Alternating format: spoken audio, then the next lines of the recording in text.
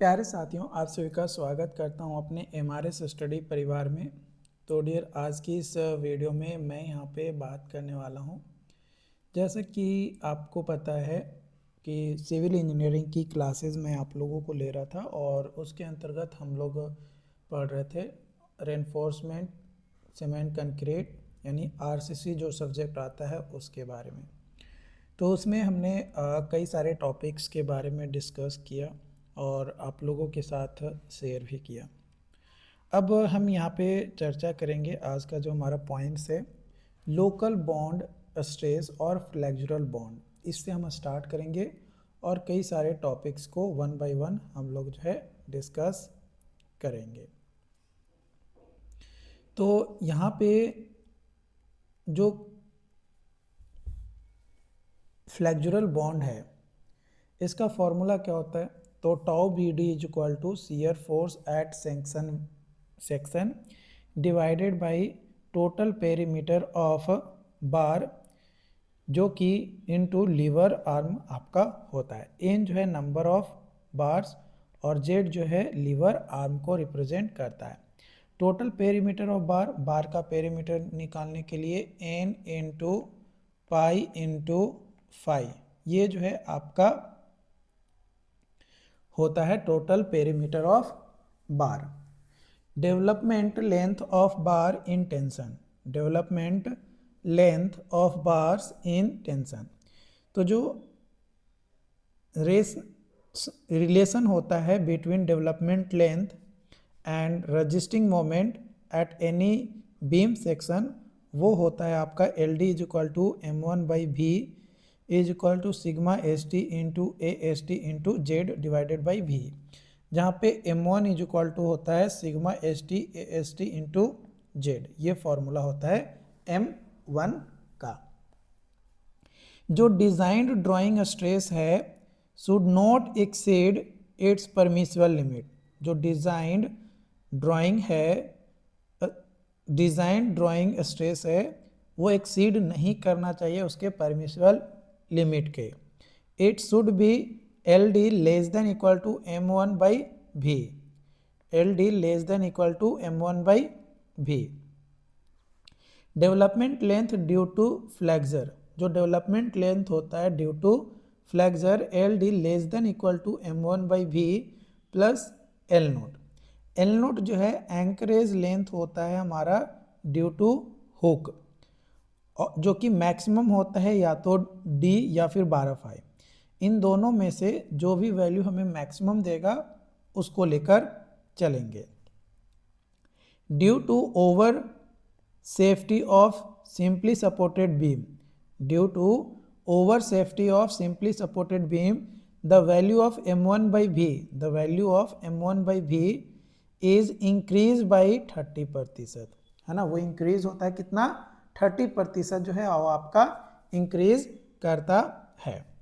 L d less than equal to m, l d less than equal to 1.3 into m one by v in m one by v plus l naught, ये formula होता है हमारा। इससे कम नहीं होना चाहिए, इसके बराबर हो सकता है एल डी। बात करेंगे curtailment of tensile bar, tensile bar का कर्टेलमेंट। तो it is the way of reducing area tensile reinforcement at any point where bending moment is minimum, यहाँ पे बेंडिंग मोमेंट जो है मिनिमम होता है और जीरो होता है। बेंडिंग मोमेंट मिनिमम और जीरो होता है for the purpose of economic design member, for the purpose of economic design member, जहाँ पे जो हमारा यूनिफॉर्मली डिस्ट्रीब्यूटेड लोड है वो W kilo newton per metre है। तो x is equal to l by two into square root n x by n c. In simply supported slab, simply supported slab में जो अल्टरनेट बार होता है are curtailed at 1/7 of the span, 1/7 of the span. जो anchorage value होता है hook का, जो anchorage value होता है हुक का। इससे रिलेटेड 2021, 20 और 18 में क्वेश्चन पूछा गया है। तो एज पर IS कोड 456/2000 है ना, IS code 456/2000 when required development length is not available in tensile bar, then hook is provided according to IS 2502।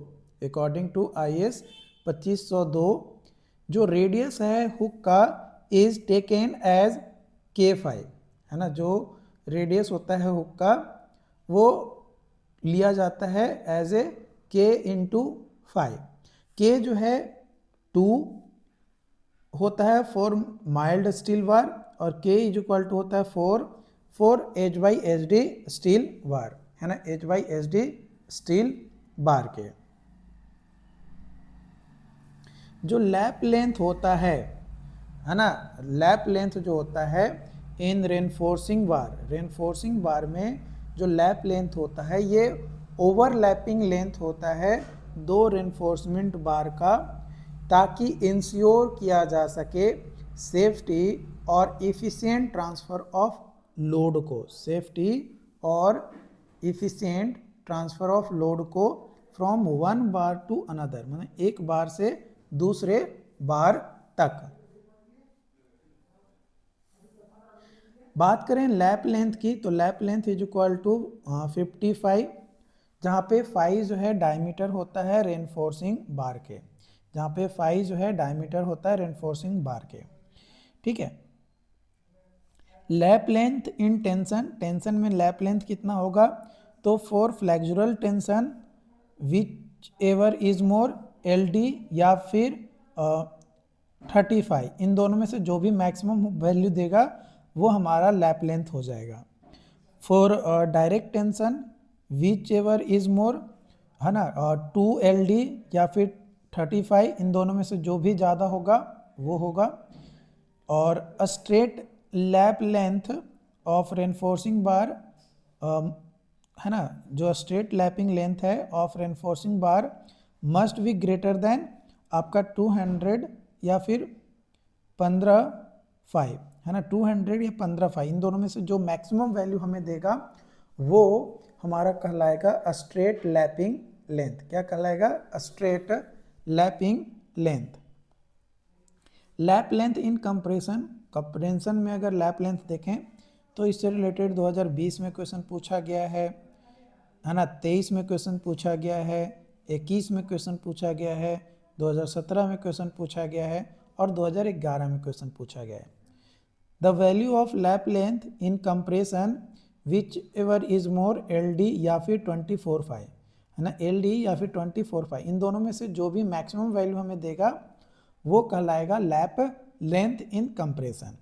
For reinforcement bar with different diameters है ना, अलग अलग डायमीटर्स का रेनफोर्समेंट बार का जो lap length calculate करेंगे यूजिंग डायमीटर ऑफ स्मॉलर बार है ना, मतलब जिस बार का डाया कम होगा उसको हम कैलकुलेट करते हुए लैप लेंथ जो है निकालेंगे, फाइंड आउट करेंगे अगर अलग अलग डाया का रेनफोर्समेंट बार है उस कंडीशन में। Lap length for various member column के लिए लैप लेंथ जो है 45/5, स्लैब और बीम के लिए 60/5। If dia of bar greater than 32 mm, अगर डाया ऑफ बार 32 mm से ज़्यादा है तो lap splice should not used as per amendment number IS code 456/2000 है ना, तो लैप स्प्लेस जो है हम नहीं यूज़ करेंगे। In this condition it is suitable to provide build है ना, तो उस कंडीशन में हमें क्या करना पड़ेगा, बिल्डिंग प्रोवाइड करना पड़ेगा, लैपिंग हमें नहीं करना है।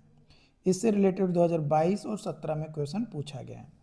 Lap splice shall be consider as staggered of the centre to centre distance of splices not less than 3 है ना, not less than 1.3 times of lap length. यानी लैप लेंथ के जो भी वैल्यू होगा उससे 30% और ज़्यादा तक लेकर चल सकते हैं, उससे कम ही होना चाहिए, उससे ज़्यादा नहीं होना चाहिए। मतलब 1.3 टाइम्स ऑफ लैप लेंथ से ज़्यादा जो है हमारा नहीं आना चाहिए लैप स्प्लाइसेस। जो इंड है हमारा शियर स्टीरप्स का, जो इंड है शियर स्टीरप्स का इन beam and column should be bent, है ना, बेंट होता है एट, कितना पे बेंट होता है, तो 135 degree, should be bent at 135 degree. इससे रिलेटेड 2020 में क्वेश्चन पूछा गया है। तो आपको इंपॉर्टेंट पॉइंट ध्यान रखना है, tension bar in cantilever beam must be enclosed in the support up to LD। Anchorage value provide किया जाता है फॉर स्टैंडर्ड हुक और U type hook is 16.5। Bond strength of TOR bar is more than 40% of mild steel. अब बात करेंगे हम यहाँ पे रेनफोर्स्ड कंक्रीट स्लैब के बारे में, रेनफोर्स्ड कंक्रीट स्लैब के बारे में। तो देखो, सबसे पहले अगर हम बात करें स्लैब के बारे में, तो स्लैब जो है एक मोल्डेड लेयर होता है प्लेन और रेनफोर्स्ड कंक्रीट का, फ्लैट हॉरिजॉन्टल यूजुअली यूनिफॉर्म होता है, बट समटाइम्स वेरिएबल थिकनेस भी आपको देखने को मिलता है and supported by beam column walls और अदर फ्रेमवर्क, है ना। ज़्यादातर जो स्लैब होते हैं वो यूनिफॉर्म ही होते हैं, बट कुछ ऐसे स्पेशल कंडीशंस आते हैं जहाँ पे स्लैब का जो थिकनेस है वो वेरी करता है और वो सपोर्टेड होता है बाय बीम्स या कॉलम या दीवार के थ्रू। जो इफेक्टिव स्पैन होता है in different support condition LE यानी L effective for simply supported beam और स्लैब, इससे रिलेटेड 2022 और 20 में क्वेश्चन पूछा गया है। L effective is equal to whichever is less LC plus W/2 plus W/2 या फिर LC प्लस D। W जो है विड्थ ऑफ सपोर्ट और D जो है इफेक्टिव डेप्थ। तो इन दोनों में से है ना, इन दोनों में से जो भी हमें कम वैल्यू देगा उसको हम L इफेक्टिव लेकर चलेंगे, यानी इफेक्टिव स्पैन लेकर चलेंगे। कंटिन्यूअस बीम के लिए दो कंडीशंस आता है। पहला, अगर विड्थ जो है सपोर्ट का यानी WS less than equal to है हमारा LC/12, तो L इफेक्टिव आ जाएगा minimum of the LC plus D या फिर centre to centre distance between support, है ना, सपोर्ट के बीच में centre to centre distance.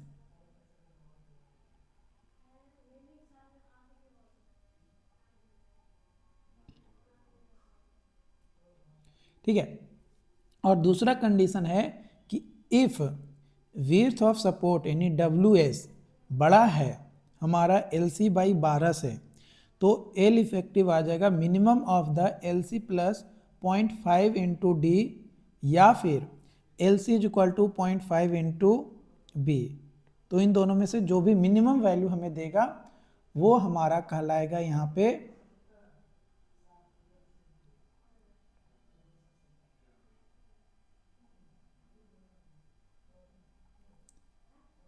Continuous beam में L इफेक्टिव या इफेक्टिव स्पैन हमारा आएगा। वही अगर हम बात करें कैंटिलीवर बीम और स्लैब के केस में, तो L effective is equal to LC plus D/2। Check for deflection in beam and slab. Beam और स्लैब में डिफ्लेक्शन कैसे चेक करेंगे? तो डिफ्लेक्शन चेक करने के लिए सबसे पहला पॉइंट कि final deflection occur including all the loads and effect of temperature, creep, shrinkage shall not exceed a span by 250 and it is measured from cast level of support। इससे related 2022 में question पूछा गया है। Next है deflection due to all the loads, temperature, shrinkage and creep after erection of partitions, wall and application of finishes shall not exceed, है ना, ये exceed नहीं करता है। किससे exceed नहीं करना चाहिए? तो whichever is less value span by 350 या फिर 20 mm, इन दोनों में से जो भी मिनिमम वैल्यू हमें देगा उससे एक्सीड हमारा नहीं करना चाहिए। इससे भी रिलेटेड 2022 में क्वेश्चन आपका पूछा गया है। कंट्रोल ऑफ डिफ्लेक्शन, डिफ्लेक्शन को कैसे कंट्रोल कर सकते हैं? Span by effective depth less than equal to होना चाहिए, है ना। स्पैन बाय डेप्थ का जो रेशियो है लेस देन इक्वल टू होना चाहिए हमारा L by D basic, L by D basic गुने K1 plus K2 plus K3, है ना, K1 into K2 into K3 into K4। इससे जो वैल्यू है वो कम होना चाहिए इतने से, जो स्पैन बाई डेप्थ का रेशियो है वो।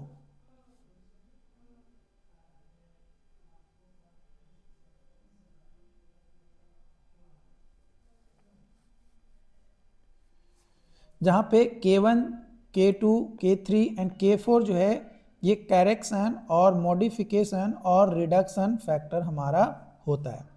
K1 जो है ये अप्लाई होता है कब? जब स्पैन जो है 10 मीटर से ज़्यादा एक्सीड होता है। K2 जो है डिपेंड करता है एरिया, स्ट्रेस और परसेंटेज ऑफ टेंशन रेनफोर्समेंट के ऊपर।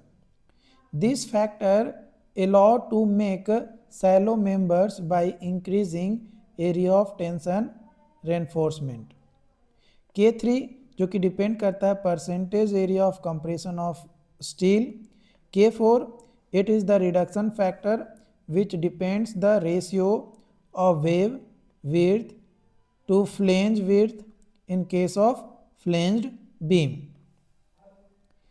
check of deflection in one way slab, check of deflection in one way slab, जो परमिसिबल डिफ्लेक्शंस होता है फॉर बीम सेक्शन, तो for 10 metre span, 10 metre span के लिए type of slab and maximum ratio of span by effective depth.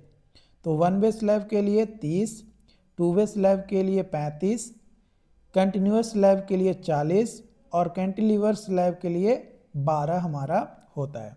और अगर span बड़ा है 10 मीटर से, तो जो वैल्यू है, ये जो वैल्यू हमने लिया one way slab, two way slab, continuous slab, cantilever slab, इन सभी में हम मल्टीप्लाई कर देंगे कितने से? 10 बाई स्पैन से, है ना, 10 बाई स्पैन से जो है इसको मल्टीप्लाई कर देंगे। Check and control of deflection in two way slab, two way slab में चेक कैसे करेंगे और कैसे कंट्रोल करेंगे, इससे रिलेटेड 2021 और 17 में क्वेश्चन आपका जो है पूछा गया है।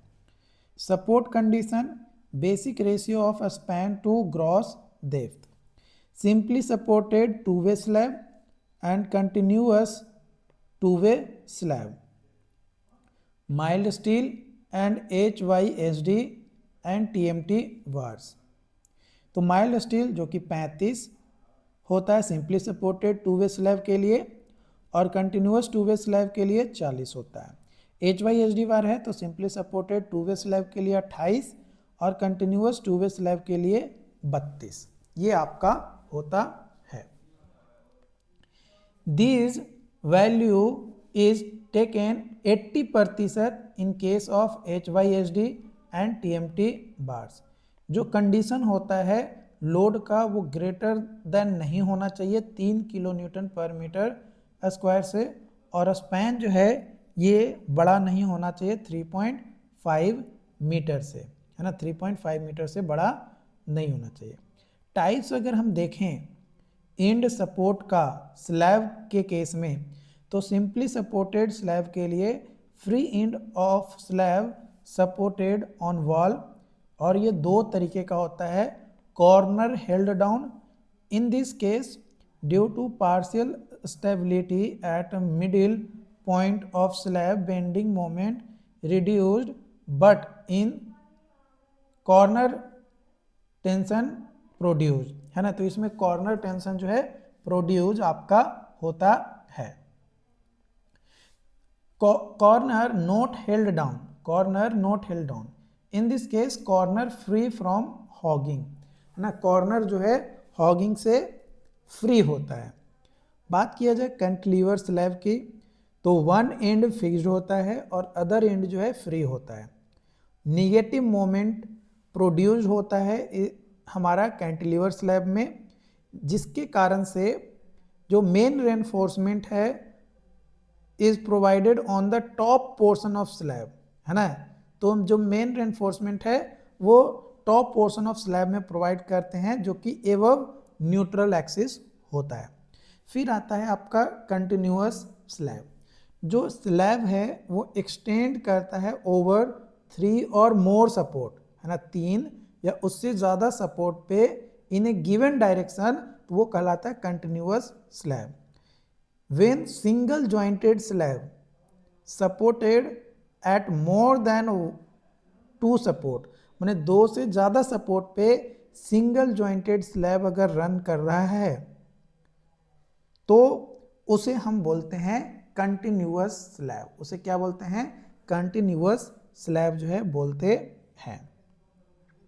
व्हेन शियर स्ट्रेस एक्सीड्स, जब शियर स्ट्रेस जो है एक्सीड करता है permissible limit in slab, then it is reduced by increasing the depth, तो उस कंडीशन में इंक्रीज होता है डेप्थ। टाइप्स ऑफ स्लैब अगर हम बात करें तो एक मोनोलिथिक रेनफोर्स्ड कंक्रीट स्लैब है, जो कि इसेंशियली स्टैटिकली इनडिटर्मिनेट स्ट्रक्चर है। इसेंशियली स्टैटिकली इनडिटर्मिनेट स्ट्रक्चर है, classified according to method of support as follows. पहला वन वे स्लैब, जो कि स्पैनिंग इन वन डायरेक्शन। दूसरा two way slab, spanning in two direction. तो वन वे स्लैब जहाँ पे Lx/Ly greater than 2, और two way slab Lx/Ly less than equal to 2 हमारा होता है। वन वे स्लैब के लिए अगर हम बात करें तो वन वे स्लैब में जो स्लैब होता है वो वन वे होता है if it is supported only on 2 opposite side, है ना, 2 अपोजिट साइड में सपोर्टेड होता है। दूसरा पॉइंट कि L/B जो है ग्रेटर देन 2 होता है। L/B जो है ग्रेटर देन 2 होता है, जहाँ पे L जो है लॉन्गर स्पैन होता है और B जो है हमारा शॉर्टर स्पैन होता है। L जो है लॉन्गर स्पैन होता है और B जो है हमारा शॉर्टर स्पैन होता है। इससे रिलेटेड 2022 के अलग अलग एग्जाम्स में सवाल जो है आपके पूछे गए हैं।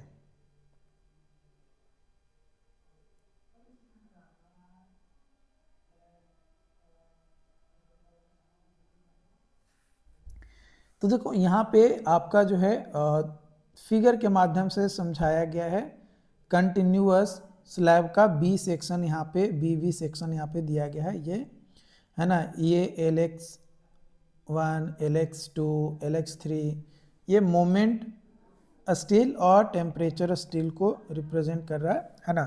तो इस तरीके से आप जो है यहाँ पे चीज़ों को जो है समझ सकते हो। तो हम अगले पॉइंट में डिस्कस करेंगे design of one way slab के बारे में।